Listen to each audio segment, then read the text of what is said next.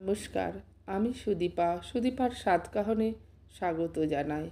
আজ আপনাদের মাঝে নিয়ে এলাম আমার বাড়িতে রথযাত্রা উপলক্ষে সত্যনারায়ণের পূজা রেখেছিলাম। দেখুন, যেন মনে হচ্ছে রথের মেলা বসেছে। আমাদের পাশের বাড়ির গোপাল সোনারাও এসেছে এই পুজোর উপলক্ষে। কি দারুণ! গোপাল সোনারা আমাকে মাসি পাতিয়েছে জানেন। ওরা প্রত্যেক বছর আসে আমার বাড়িতে।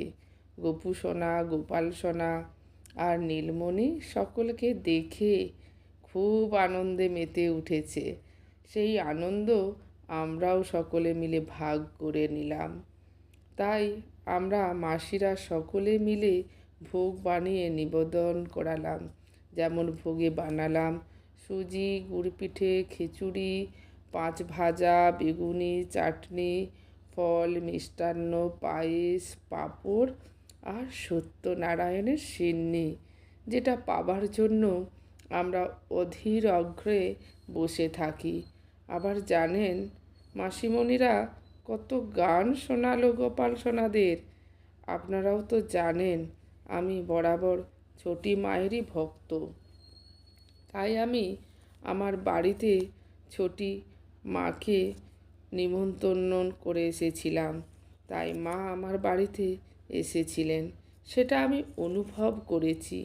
মা তো সবার, মন থেকে ডাকলে না এসে কি থাকতে পারে বলো?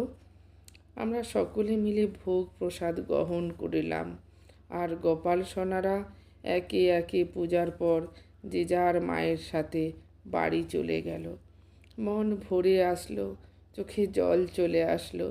তবে গোপু সোনা রয়ে গেল নিজের শৃঙ্গার করানোর জন্য। বাকিটা পরের গল্পতে শোনাবো। লাইক, কমেন্ট, শেয়ার করে পাশে থাকবেন আর সাবস্ক্রাইব করতে ভুলবেন না কিন্তু। জয় জগন্নাথ, জয় ছোটি মায়ের জয়।